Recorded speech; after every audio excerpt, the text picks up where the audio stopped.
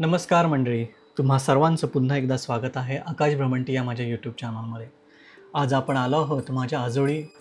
रामपूर गाव हे चिपळूण तालुक्यात असून हे गाव प्रसिद्ध आहे. येथील ग्रामदेवता भैरी केदार. या गावची जत्रा दरवर्षी एप्रिल महिन्यात असते आणि ही जत्रा पूर्ण पंचक्रोशीतली शेवटची जत्रा असते. त्यामुळे या जत्रेला सुद्धा खूप गर्दी असते. आता जी तुम्ही ही पालखी बघताय ती भैरी केदाराची पालखी आहे आणि ती गुढीपाडव्याच्या आदल्या दिवशी माझ्या आजोळच्या घरीच तिचं आगमन होतं आणि तिच्या स्वागताची जय्यत तयारी आमच्या फॅमिली मेंबर्सने केलेली आहे.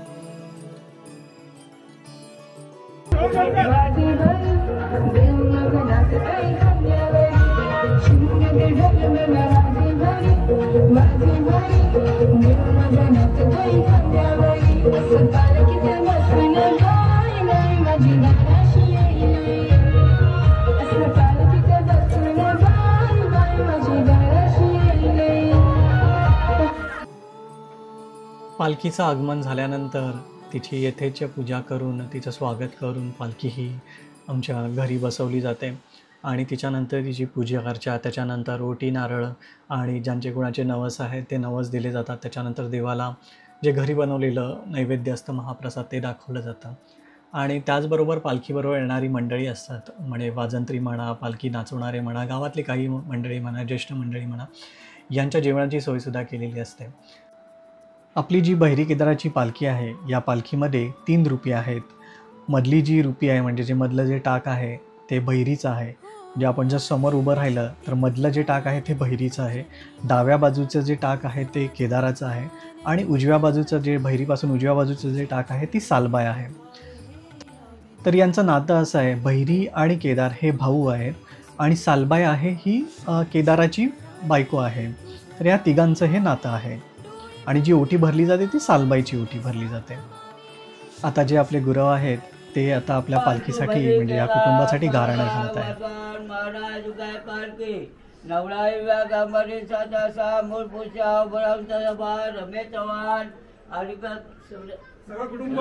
कुटुंब आज 5 भाव आहेत. 5 भावांच्या कुटुंबात बात घे साहेबात प्रमाण भोवणीचं हिंडत पहिल्यात आला त्या तुमच्या पुढ्या तो राखण्यात आबा सार्वजनिक राखण्यात आरक्षण राखायच्या बदलून आज मुला माणसा धंदा पाला सगळ्या गोष्टी भावा हे द्यायचं आहे. त्याचा पप्पन पण आहे, त्याचा पण धंदा आहे, त्याला धंद्यात बा चांगल्या प्रकारे हे द्यायचं आहे. आज यांची सगळ्यांची लेकरं बा तिकडे बा मुंबईला आहे, त्यांना पण तिकडे मुंबईला कामा धंद्या सगळ्या बाबतीत बा हे द्यायचं आहे. प्रत्येकाची कामा व्यवस्थित बाबा सिद्धेश्वरा मालक तू आहे मालक तू आहे. लेकरा तुझ्या लेकरांना सांभाळणार तू आहे. काही त्यांना वेगळे येतील अखंड कुटुंबी ते बाबा दूर करायचे आहेत.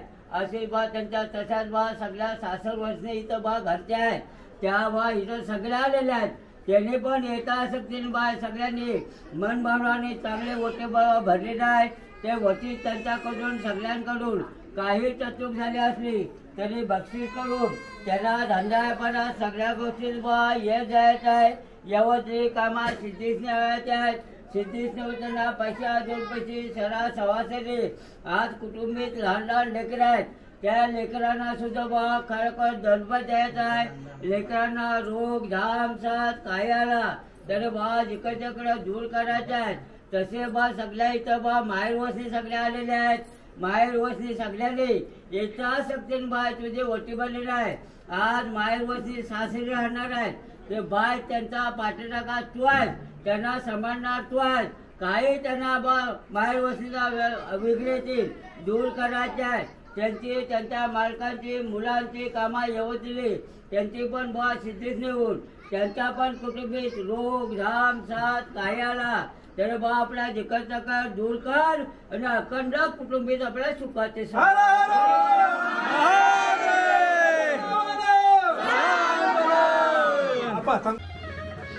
गाराणं घालून झाल्यानंतर जी आलेली मंडळी आहे त्यांना महाप्रसाद वाढला जातो आणि त्याच्यानंतर जी पालखी आहे ती बाहेर नाचवण्यासाठी घेऊन जातात. तर आता जी ही तुम्ही पुढील दृश्य बघताय ती पालखी नाचवतानाची दृश्य आहेत.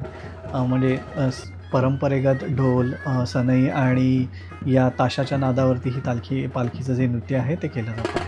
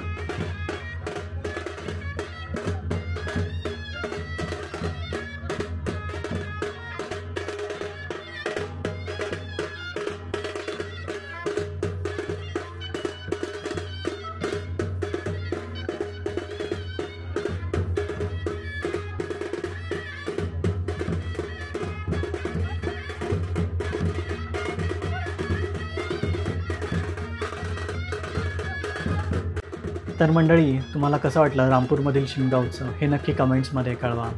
आणि तुम्ही जर माझ्या चॅनलला नवीन असाल तर लाईक, शेअर आणि सबस्क्राईब करायला विसरू नका. पुन्हा भेटूया नवीन एका ठिकाणी. तोपर्यंत भैरी केदाराच्या नावानं चांग भलं.